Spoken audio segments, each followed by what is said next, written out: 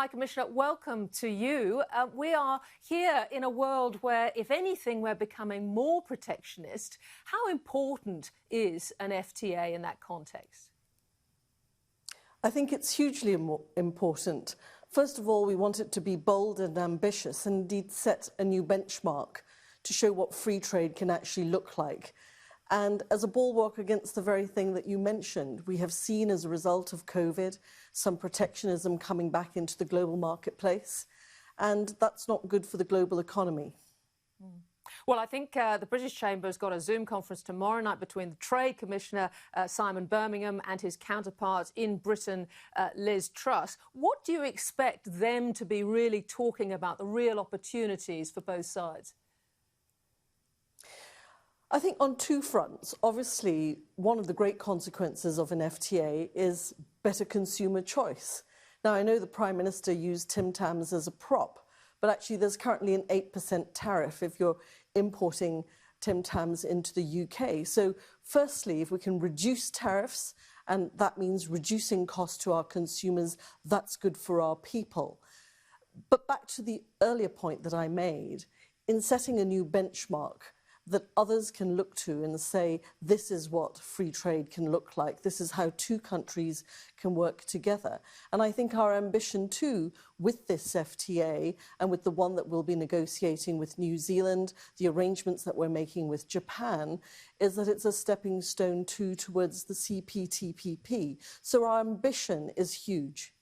Yeah, a much broader agenda, again, around free trade. There are some concerns, though, sensitive areas, agriculture being one, and the opportunities, obviously, we have here for things like beef. Is there any progress going to be made in that area, do you think?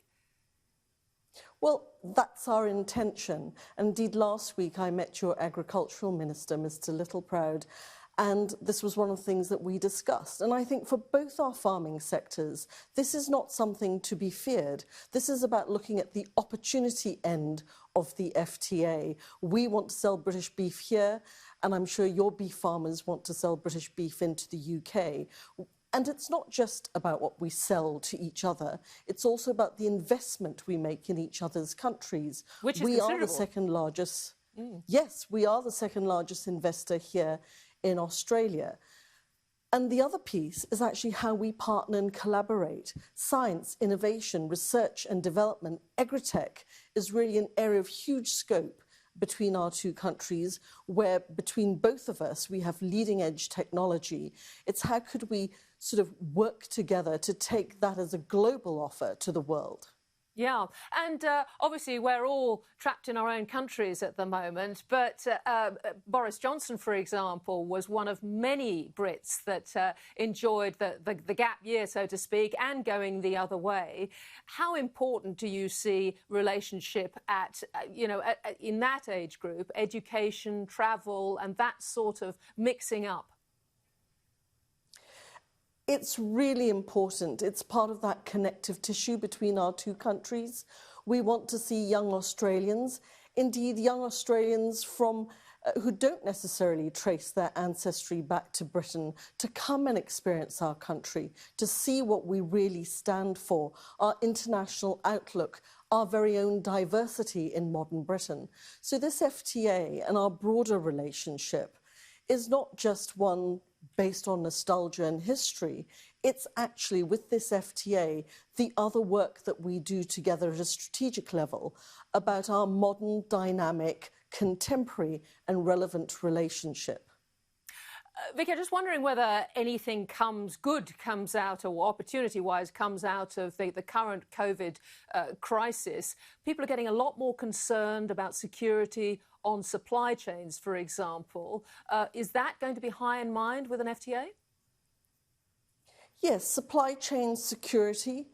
And actually what COVID has really brought home to us are the relationships that are most important to us, the like-minded partners that we can work with most closely, who we will stand by in good times and in bad times. So when we look at the stance we have taken alongside Australia to condemn the recent cyber attacks And even if I look back over a year ago, how Australia stood by us when we had the attack in Salisbury, standing with us to say that we will not tolerate this behaviour. It's not consistent with the international rules-based system or the sorts of norms of behaviour that countries should have. Yeah, well, look, really interesting because you mentioned Salisbury there. The Prime Minister talked about state-sponsored attack. If it was Britain, you might think Russia on the radar. But here in Australia, we all think China. So going back to your partnerships and alliances, the importance, I guess, of Five Eyes and of all that, again, opportunity on the cyber business front and fintech front. Yes, and this is where I think we have an offer for Australia as a partner. We are international in outlook. We are global Britain. We are a member of NATO. We're on the UN Security Council. We're a leading member of the Commonwealth. We're part of the G7 and the G20. So our international reach and influence should never be underestimated. And when we need to bring that to bear on behalf of our friends in Australia, we will. So I'll use the example of Salisbury, where we stood up and said, we will not tolerate this. And through our partnerships and influence with friends across the world, over 20 countries stood by us and over 100 Russian diplomats were expelled. So whoever is doing this to Australia, they need to be clear that we will stand by our friends in Australia. On the more positive front, I guess a new bond at an FTA level between Britain and Australia is good for both countries as a launching pad to the various regions. It is. We're in the Northern Hemisphere. We will still have great reach into Europe. We are ambitious on that front too to get a deal and a good outcome. But our fallback position is that we've established our global tariffs that will apply from the 1st of January next year. But we're still a good positioning to North America. And let's not forget, places like the City of London are global trading centres, a leading global financial centre where actually a lot of trade takes place. Something like 70% of all metals that are traded on the trading floors of London. So that means a lot of the metals that you produce here in Australia are actually traded through London. So I think, you know, the relationship with the UK is one about a global positioning. And for us, Australia, right at the heart of the Indo-Pacific region, which is going to be the economic engine of the world in this century. So our long-standing history here and with other parts of the Pacific are very important to us. And on that front, when people are talking about Britain shrinking back, over the last 2-3 years, we've been expanding our global footprint. In this immediate Southwest Pacific area, we've reopened in Tonga and Vanuatu. We've re-established for the first time a diplomatic post in Samoa. That is the level of our ambition. And I think it's true to say that of the European countries in Southwest Pacific, we have the largest diplomatic presence now. Yeah, well, also in that region, can I ask you, as a former High Commissioner to New Zealand, that was your previous posting, who's going to be first with this FTA with Britain? Do you think Australia is going to get a nose ahead? I think it's always good to have a bit of competition and have a race. It doesn't matter who crosses the line first, though I know for Australians, you'll want it to be you.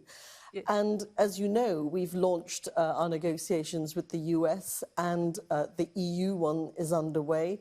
We are looking at the rollover arrangements with Japan and others will come on stream. Our ambition is that the countries to whom 80% of our trade flows happen, that we will establish FTAs with those so that the majority of our trade in the coming 2 to 5 years will be covered by ambitious free trade agreements to show people that this is us. High Commissioner Vicki Treadell, it's very interesting to hear where we are. We'll follow it closely. Thank you very much.